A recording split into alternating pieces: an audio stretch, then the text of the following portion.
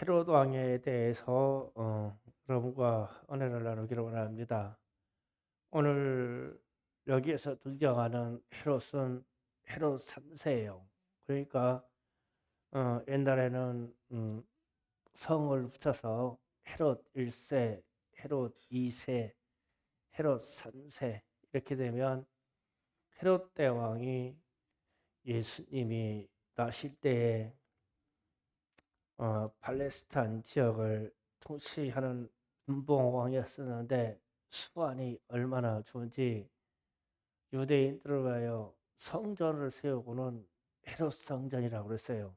그런데 이 사람은 헤롯이라는 사람은 유대인이 아닙니다. 이방 사람이에요. 그런데 로마로부터 파송된 통치하는 왕이에요. 그런데 예수님이 탄생할 때 동방 박사들이 와가지고 하는 말이 유대인의 왕 그리스도가 어디에 나느냐. 그러니까 베들레헴 인근에서 난다는 성경의 말씀을 근거로 이 동방 박사들이 예수님에게 아기 예수께 경배하고 꿈속에서 이 동방 박사들에게 헤로데게 가지 말고 곧바로 너희 고향으로 돌아가라 그랬어요. 나중에 헤롯이 알고 보니까 동방 박사들이 자기를 만나지 않고 그냥 가버렸어요. 그래서 헤롯이 아주 진노해가지고 그 인근에 있는 두 살까지 0세부터 2살 아이를 베를레 인근에 있는 아이들 다 죽였어요. 그래서 이때 얼마나 아이들을 잔인하게 유아를 죽였는지 엄마들의 통곡 소리로 말미암아 모든 인간으로부터의 위로받기를 거절하였다 그랬어요. 그러니까 이유도 없이 아이가 뺏어서 몇 살이냐 그러면 2살 이하라고 하면은 무조건 칼로 그냥 쳐서 죽여버리니까 애기 엄마들이 그게 볼 일이냔 말이에요. 그래가지고 베를레 인근에 있는 통곡 소리를 하나님이 들으시고 그때에 요셉에게 말하기를 예수를 데리고 애굽으로 피신해 있으라 그랬어요. 피신하고 있는 기간 동안에 헤롯 1세가 죽습니다. 그러니까 왜 제가 이 이야기를 하냐면 헤롯 왕가들이 하나님을 대적하는 일에 대해서 지금 근거를 삼으려고 그러는 거예요. 그 이제 오늘 본문에서는 이제 손자 헤롯이 왕이 된 거예요. 분봉왕이 됐어요. 그런데 이 사람이 권세를 가지고 하는 일이 어, 기독교 그리스도교가 왕성히 퍼진다 그러니까 사도들을 죽이고자 했어요. 그래서 첫 번째 사도인 야고보를 칼로 쳐서 죽였어요. 그리고 나가지고 얘들 중에 수장이 누구냐? 그래서 나중에 다음 주에 제가 강의하겠지만 베드로를 잡아다가 옥에다 가뒀어요. 그러면서 이제 그때 가진 이 권세를 가지고 기독교의 첫 번째 사도가 순교가 나오는 거예요. 이 헤롯 3세 때문에. 그러니까 헤롯 대왕의 손자 때문에. 그래가지고 이제 이 예루살렘 인근 베를레헴 인근에 있는 모든 이 사도들이 이제 초긴장을 한 거예요. 초긴장을 해서 했는데 그 다음에 이제 말씀에 오늘로 넘어가서 이 10절에 헤롯이 투로와 시돈 사람들 대단히 노여하니 그들이 지방이 왕국에 해당하는 양식을 먹는 까닭에 이랬어요. 투로와 시돈은 해안가에 있는 도시입니다. 그래서 이거는 무역을 해서 먹고 사는 곳이에요. 그래서 왕과의 들어오는 귀중품을 이 항구에서 받아서 헤롯이 받으면 헤롯이 로마에서 나오는 양식을 이쪽에다 팔아서 문불교환으로 양식을 공급하고 좋은 것을 사치품을 받는 거예요. 이런 형태로 되어 있었는데 헤롯이 상당히 진노했다고 그러죠. 그러니까 뭔가 거래상에 문제가 됐어요. 그래서 이제 이쪽에 있는 두로와 시돈 사람들이 헤롯하고 화목을 청하려고 하루를 알잡아서 헤롯에게 온 거예요. 그런데 헤롯이 하는 일이 헤롯이 나를 택하여 21절에 보니까 왕복을 입고 단상에 앉아 백성에게 연설하니 백성들이 크게 부르되 이것은 신의 소리요 사람의 소리가 아니니라 하거늘. 아멘. 자, 이 부분입니다.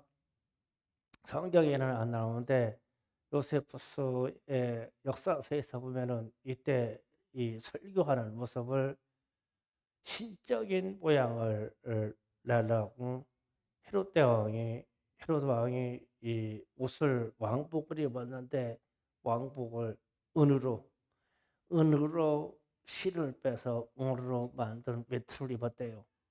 그리고 나서 풀어 태양이 비치는 쪽에서 회중을 놓고 서는 거예요. 그러면은 은이 햇빛을 맞아가지고 상당히 반짝거리겠죠.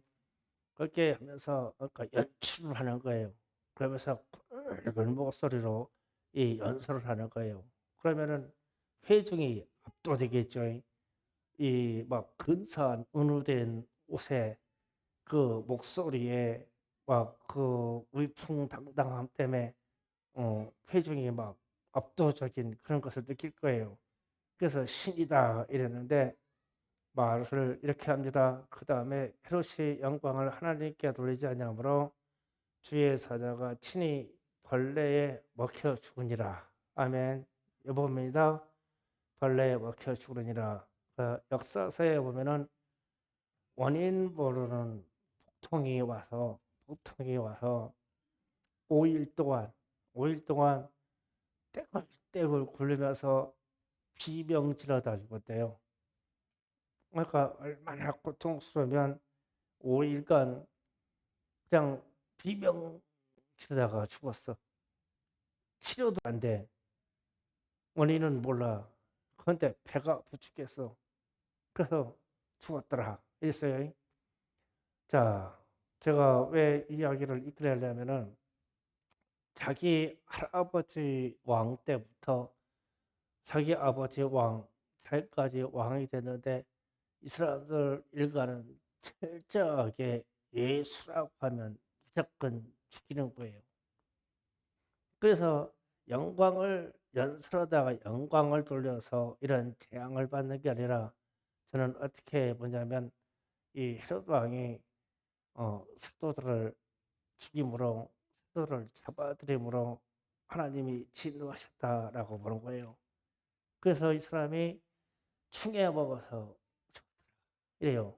그러면은 충에 먹히니라 이 말이 벌레에 먹혀 죽는다는 말이 영적인 거거든요. 영적이에요. 그런데 제가 이 부분을 제 처음으로 여러분과 은혜를 나누고 싶어요. 제가 한번 이 충에 한번 맞아본 적이 있어요. 체험적으로. 제가 이 돌아가신 저희 아버지가 70세 생신이 되셨는데 교회를 개척해가지고 연단 받아가지고 나온 와중이라 오하고 저하고 참 가난했어요. 가난해서 아버지 찾아가서 그랬어요.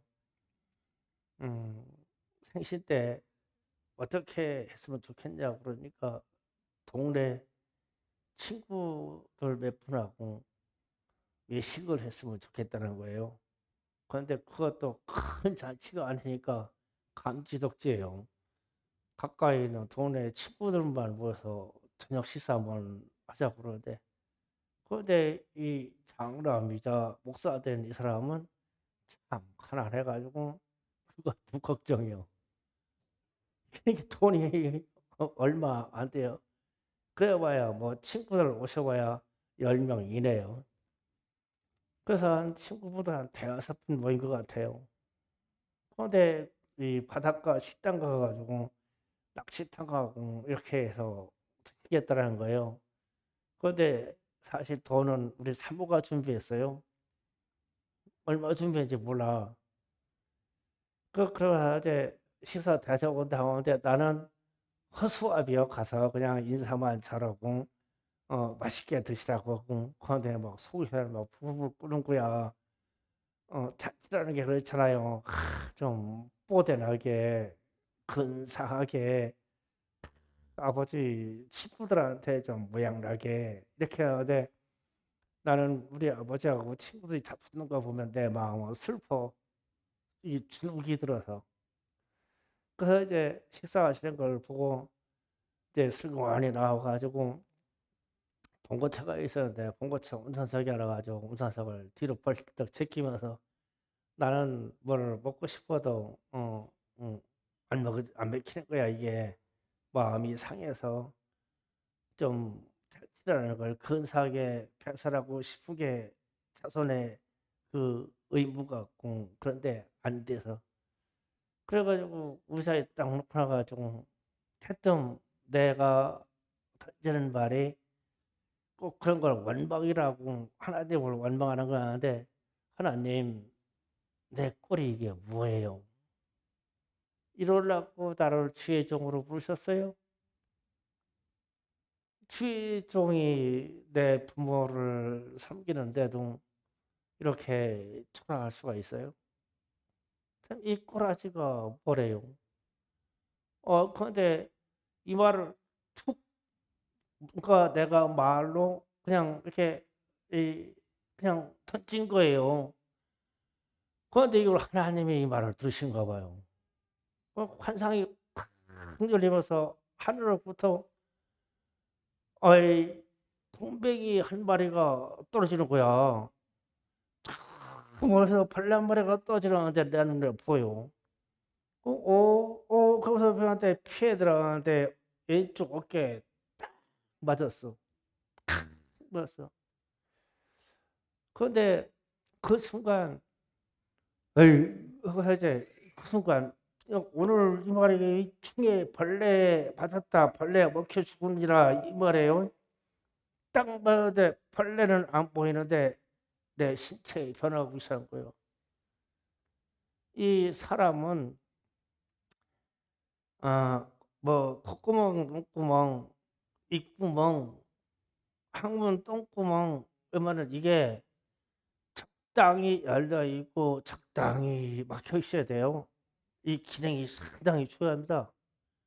그런데 그 순간 목근형 밑에서부터 밑에 항문까지 컥 하고 막혀버렸어. 그게 말로는 급체라고 그래. 그런데 난 먹은 게 없어. 아버지 잔치 베풀어 주고 나가지고 마음 상해가지고 밖에 나온 거야. 나와가지고 하나님한테 항의가 아닌 넋두리로 내 처지를 비관해서 하나님 이 꼬라지가 뭐요 이러면서 괜히 따져본 거예요. 그 순간에 충을 받았어. 그런데 막 얼굴이 노래지면서 막 식은땀이 줄줄줄줄 나는데 나는 막 이 숨도 안 차지고 안에 있는 장기 운동도 안 되고 무언가 막혀서 멈췄어. 그래서 이제 우리 사모님한테 이제 박해사 온다고 아버지 친구들 부랴부랴 모셔들어 가지고 나 죽겠다고 가지고 이제 하늘에 응급처치가 손가락질한 거잖아요. 손가락한테 열 손가락한테 피가 안 나. 그러니까 혈이 막혀버렸어. 피가 안 나. 그래가지고 다시 이제 발가락 10개를 딱 주더라는데 왼쪽 발가락, 엄지발가락 딸 때까지 나머지 9개에서 피가 안 나. 그래가지고 나머지 10번째 엄지발가락 따니까 거기서 피가 훔치는 거예요. 피곤한 거야. 그래가지고 또 역으로 따들어가. 피가 나야 돼, 이게. 피가 안 통하면 죽잖아. 그래가지고 그렇게 해서 막 식은땀이 나고 먹은 거 없이 토하고 그렇게 손가락을 이제 역으로 딱 들어갔다 거꾸로 들어가니까 거꾸로 해가지고 뭐 이 횟수를 20번이네. 그렇게 떠가지고 피가 나가지고 혈이 풀리면서 살았어. 살아났어. 짧은 시간이요. 짧은 시간인데 죽어. 이렇게 되면. 그래서 저는 내 체험적으로 헤롯이 벌레에 먹혀 죽으니라. 그러면은 이게요, 어마어마한 말씀이에요, 이게. 인생이 벌레 먹히면 안 돼.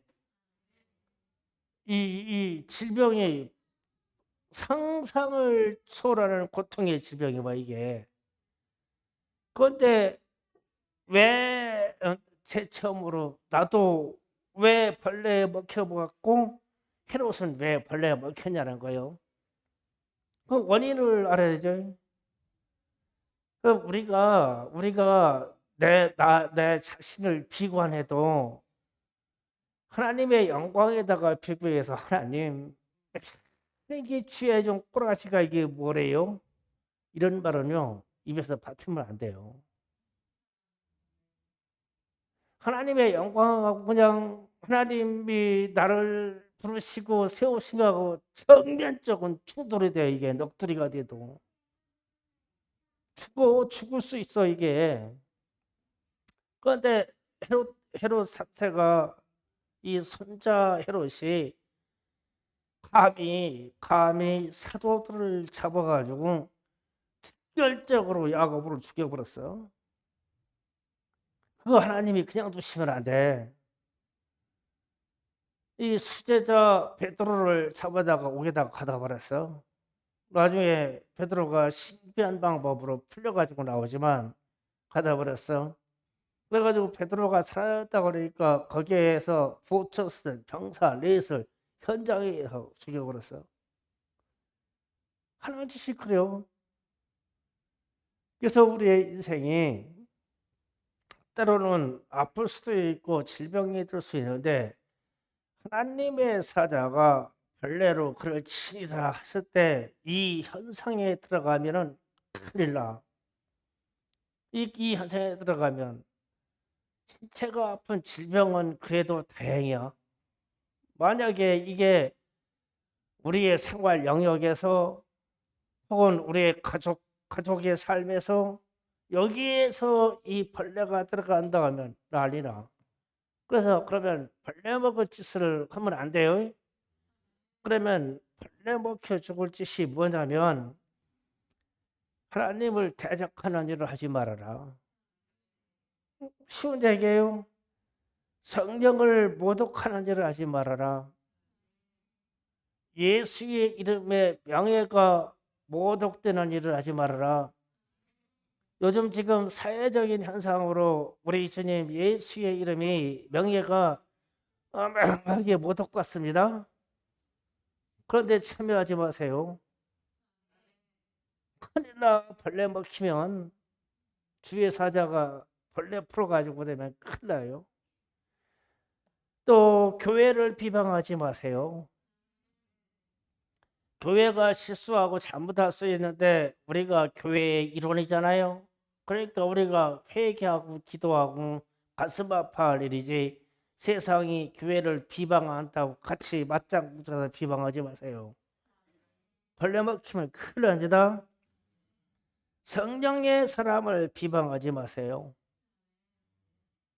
우리 중에 기도하는 사람을 비방하지 마세요.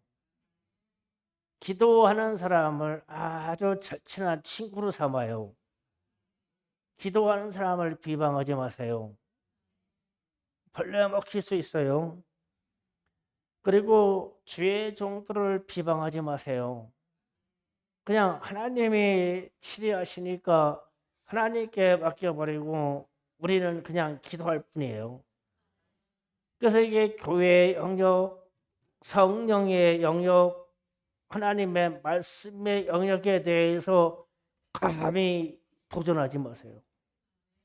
이 헤로드 왕처럼 벌레 먹혀주고요. 실제로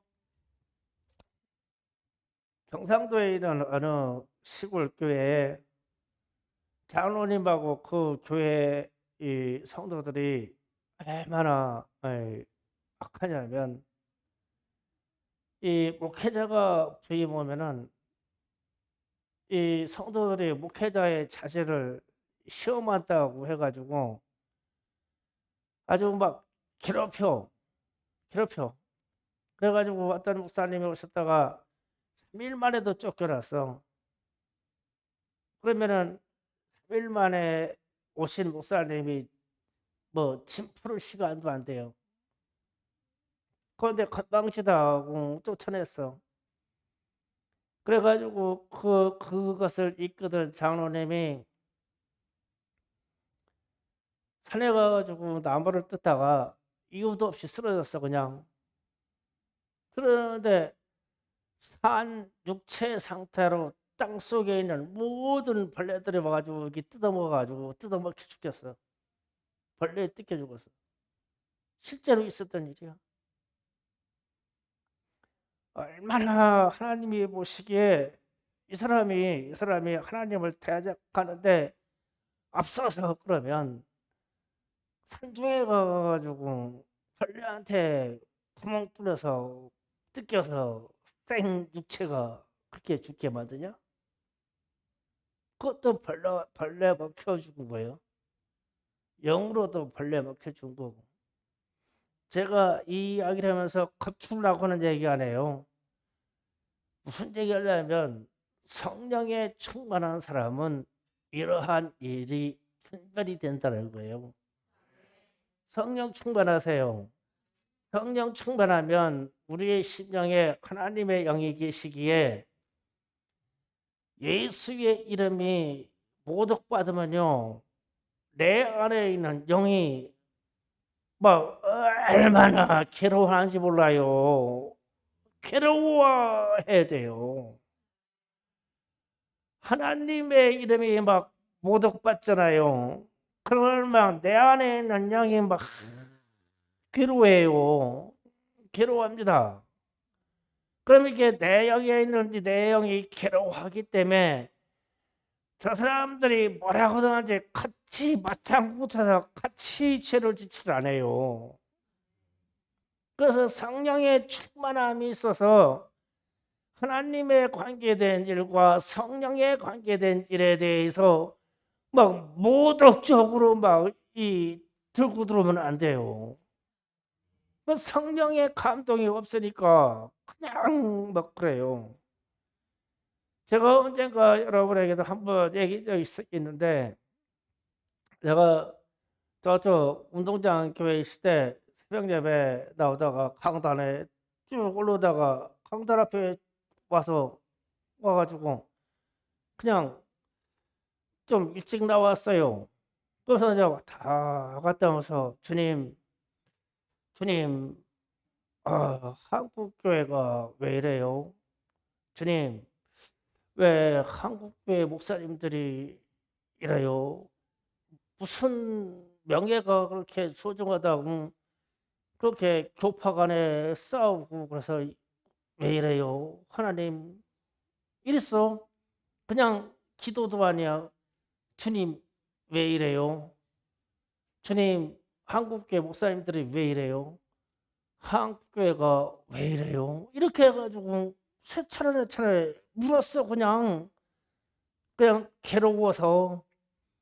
그런데 갑자기 막 이 목이 막 터지면서 하면서 막 비명지면서 막 내가 막 딱 강도 앞에 꼬꾸라지는 거예요.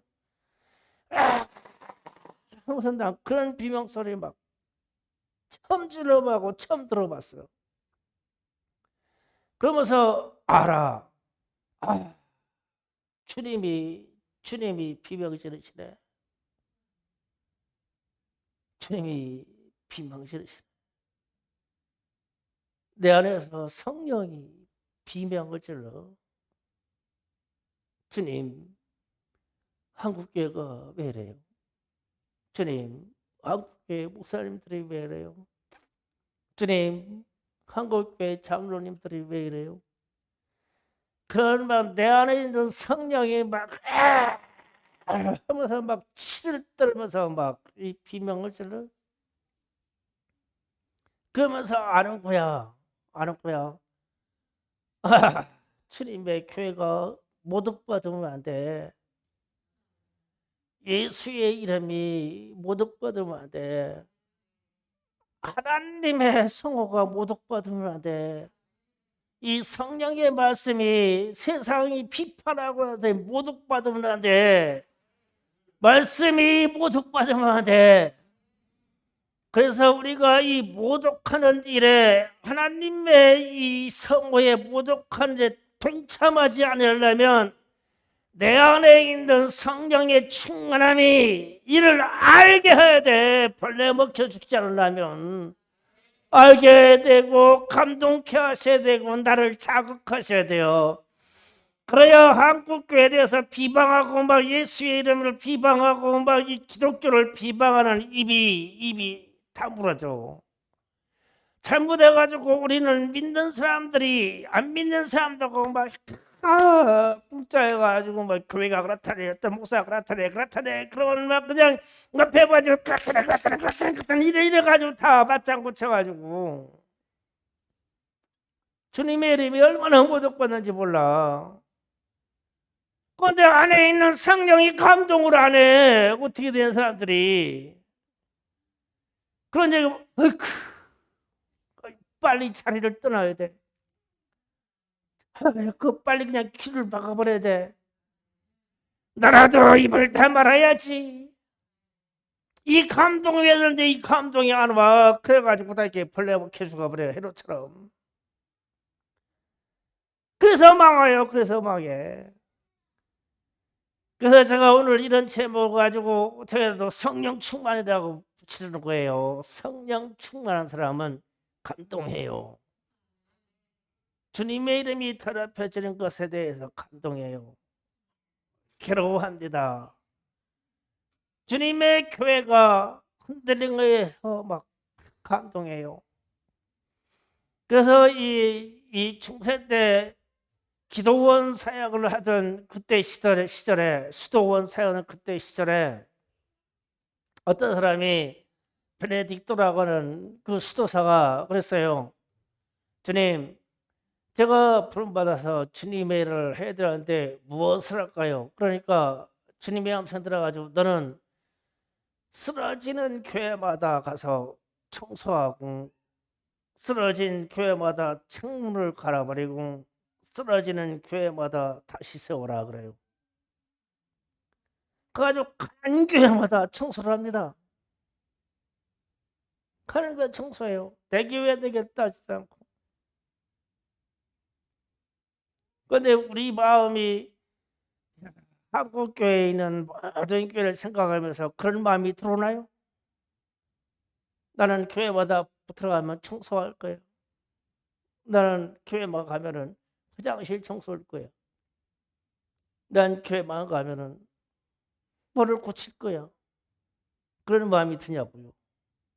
감동이 안 되잖아요.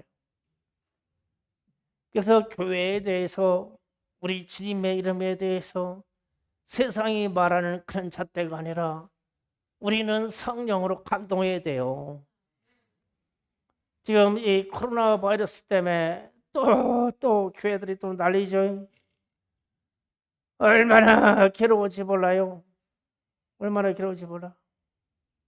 또 교회야.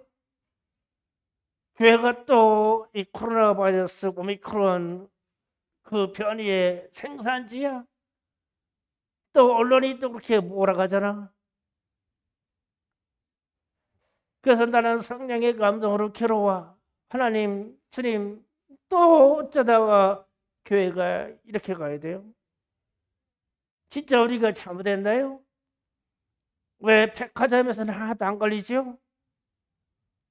왜 아침마다 미어터지는 전철 속에서는 한 명도 안 걸리죠? 그런데 왜 선교하는 선교사들한테는 다 걸리죠? 선교사들은 다 걸려. 주의 종들은 다 걸려. 오늘은 그러더라고. 교회에 코로나 바이러스 생기면 목사는 깜빵 간다고. 거기야 이거 깜빵 갈 때 됐나? 그래서 우리 안에 있는 성령의 감동으로 말미암아 바이러스조차도 소멸될 기도를 해야 돼요. 오늘 우리는 그런 기도를 하기를 원합니다.